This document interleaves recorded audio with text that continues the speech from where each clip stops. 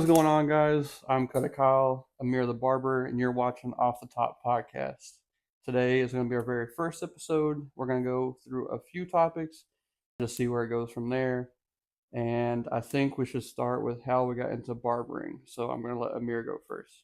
How'd you get into barbering, my friend? Really, back in high school, I would just talk to my barber a lot back home, and he would always just tell me about the industry, the ins and outs, and just seeing who was successful in the area that I grew up in.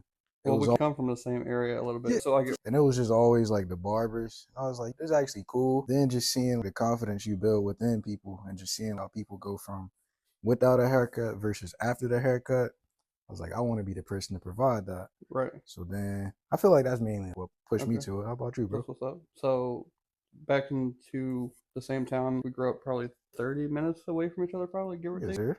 So Tipley's a super small town. There wasn't really barbers there, or at least that I knew of. My sister was a cosmetologist her whole life, so I never paid for a haircut until I moved to Tallahassee.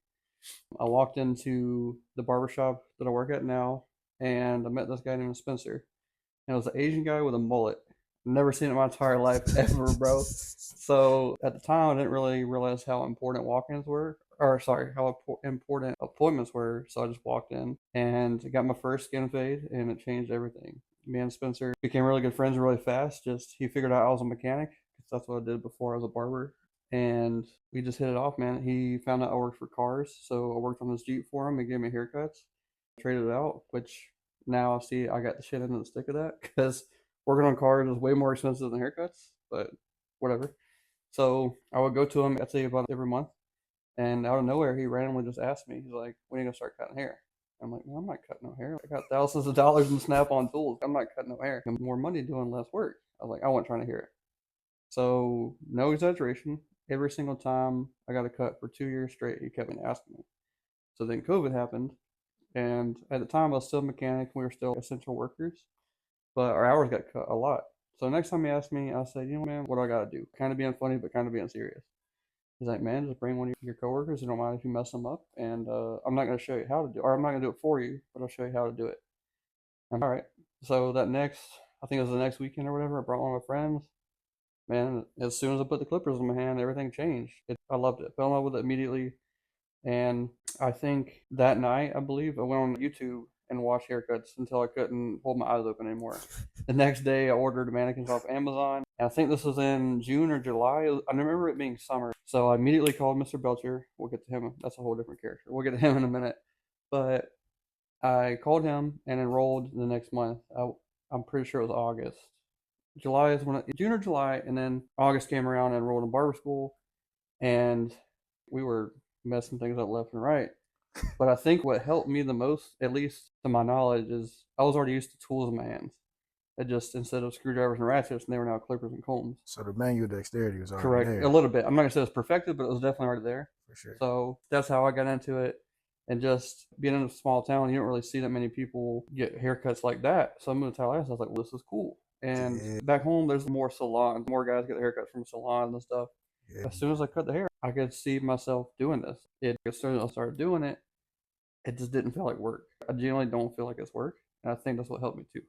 But back to Mr. Belcher, since we went to the same school, same class, what is the funniest thing you remember from barber school? Funniest thing in barber school? Probably that one haircut event.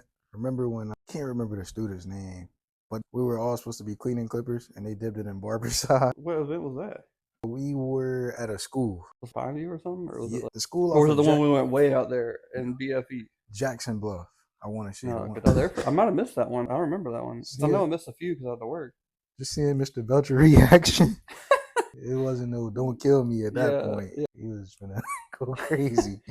I'm not gonna mention any names, but there's two I remember specifically. Number one is when we went to a school and they put the round edge instead of there wasn't no regular edge. It was just a circle.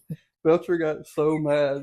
I've never seen him jump so fast. But my favorite moment, funny, I think it's funny because the way he reacted, but when we all went 10, 15 bucks a piece and we got on that San Francisco 49ers game. Yeah. I literally watched it. I was cleaning out my iPad the other day. I literally found the video and I watched it. And he was jumping up like a kid. Y'all turn the camera off. Y'all gonna make me cry. Nah, I And I've remember just that. never seen like a kid on Christmas, bro. I'd never seen it before, and that was the funniest thing I've ever seen from Belcher for sure.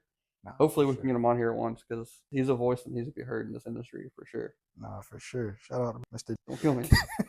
Why are you pump faking? Oh man, what else we got? What do you? I guess the best way I can ask is, in your opinion, what do people think barbering it is versus what do you consider it to be? Because I know there's a disconnection of what people think barbers are and what we actually are, or do you know what I'm saying? So, what's the I disconnection, or how would you explain it to someone? I think people think barbers just simply cut hair. Right. And I feel like it's deep, just a lot deeper than that. You're actually a therapist as well Hmm. because you're listening to people's problems all day. You can't really talk about yours. Well, you can, but it's more so people don't want to hear that. They come in to address theirs. Yeah, so it's you taking in a lot as well on top of being a barber. So it's you really like your client's therapist For on sure. top of their barber. And I think people just see it as a side hustle as well. Just something that you can pick up whenever you want and just have clients come to you. But it's more so a consistency thing. You have to be consistent with it and in there daily. I see people all the time, oh, you make your own schedule. You can do whatever you want. And it's like, you can, but there's consequences to that as well. People don't see that side of barbering. People think you can just, oh, leave for 2 weeks, come back, and everybody just want to be in your chair. During that time, people still need haircuts. So in that time, they're going to get that haircut still. Yeah. And on top of that, you have to just build up that foundation. And I feel like a lot of people don't see that part. The leg work you got to put in the beginning. I say first 5 years. I'm still only, what, 3 years? I think we About to just be, passed 3. I think I yeah. passed 3 last month. Well, licensed. And it's still 6 days a week in the shop. That's me You too. gotta, 6 days. yeah, So it's like people just. I'm guilty of it because before I was a barber, I saw the crispy fades, the enhancements. I seen all on Instagram. Oh, that's $100 so easy to cuts do. That's so easy. I for can do sure. that. And then I got in school. I messed the man's head up one time, and I thought about quitting. It is what it is. It's not like you. It's repetition. So that fade that we saw, probably that guy has probably been doing it for 10 years or more. 100%. I'm 3 years in. I'm still not completely booked. It's hard getting clients to. You can get a client easy, but retaining the Yeah, clients, the still, retaining them is the hard part. for sure. And like I said, 6 days a week, and you can make your own schedule. But unless you're a disciplined person, that's the worst thing you can do for yourself. Is 100%. because you have freedom, but it's what you do with that freedom is what matters. Yes. 6 days. I don't. I think me and you're the only two that I know. I'm not saying that we are the only two I know of that work 6 days a week. Some people just don't like that. Some people want to work 3 days a week and get charged $100 and whatever. But I'd rather be the 20, 30, $40 barber booked 6 days a week, making a great money, and then enjoying my life versus all these new cats. I can't say I am a new cat. I'm a post-COVID barber, so still new. But charging $100, cutting 5 heads a day is super lazy in my opinion. And you're not Right. gonna learn repetition. You're not gonna like. I Same feel like you get haircut a ring over and light and over. black gloves, and you think your haircut's worth $100. And You that's spray things on, and then 2 days later, they're like, "Oh, why is my haircut messed up?" That's the difference, in my opinion. It's what kind of barber you are, I guess, because there are barbers that work 3 days a week, and there are barbers that work 6 days a week. So what it is versus what you might see. And what people see on social media, that's all highlight reel. We only post, I don't know about you, I only post the haircuts that I truly like. There's, 100%. I nitpick every single thing. So if I post it, I went through that 4 or 5 times before I decided to post it. There are hundreds and hundreds and hundreds of haircuts I have on my camera roll. I just haven't posted because I see something wrong with that. That's my opinion. But well, what do y'all think? That's just my opinion. 100%. So we'll see. Definitely can't put everything out there. For Then sure. another thing, I just never, as a kid, I never seen my barber outside of the barber shop. He was always grinding, so that kind of helped me to see that perspective. And if you did see him, he was out networking. It Yeah, was, it 100% wasn't just screwing off. for sure. Never in the But clubs, that's none of another that thing stuff. about being. I love being a barber is because I wouldn't say you're a local celebrity, but you do get recognized, and on top of that, you're always going to be needed in your community. I love helping people out. That's one of the reasons I got into there. So if you see your barber, it's what's up, man. It's not like the thing I like about the barbering industry as a whole is it's so welcoming. You can just walk up to your barber and say what's up. Like, 100%. I don't know any other profession you can just do that. I feel like everybody else be competing with each Standoffish, other, but exactly. it's like here, I learned that a lot in Tallahassee specifically. It's over, even, I don't know about now, but in school, it was over 70 barbershops. And even getting out of It's school, probably closer to 80, 90 now. Because I've still, known a couple, at least 10 open up since we've been in school. and still just able to keep gaining clients, and everybody is able to eat and still just be happy. But it's part of that grind, man. For sure. The grind of being a barber is something that is the best thing and the worst thing in the sense of goes back to who you are as a person. Because I'm 3 years in now, you're 3 years in now. I still see discrepancies on my fade. I still could work better at shears. There's still things I could work on. 100%. And that's another thing that I wish people realize more sooner. They're all like, oh, I can just go cut my own hair. Go try. Because I've tried. It's not easy. Show me how easy. I can cut my own hair, but I'm going to spend about 2 hours in the mirror because everything's inverted. Facts. So, I don't know. The grind's just different, man. It's long days. It's long nights. Luckily, at this specific time, I don't have children yet or anything. So I can give it to that. And that's another thing I like is what it gives back to you. What you put in is what you get out. And I firmly believe that out of every I say to be true, that's what I've seen so far is what you get in is what you put out. Or 100%. What you put in is what you get out. For sure. That's the grind for me.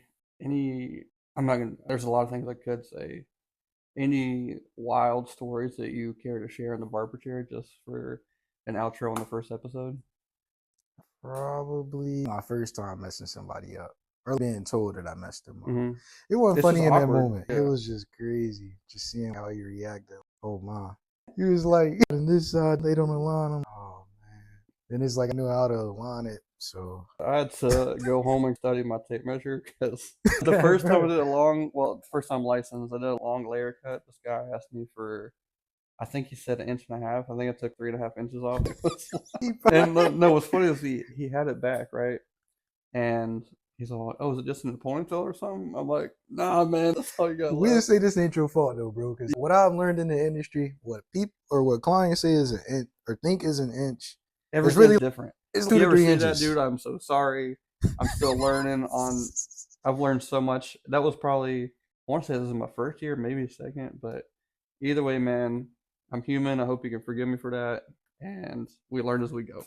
That's all I can really say about that. Same to my client. I don't remember the name. I don't either. He was definitely a walk-in. Come see me now. Speaking of walk-ins, that's another thing I want to tell you. Why do people not want to take them anymore? Or what? Do y'all see that as much as we see that? Because I see that a lot.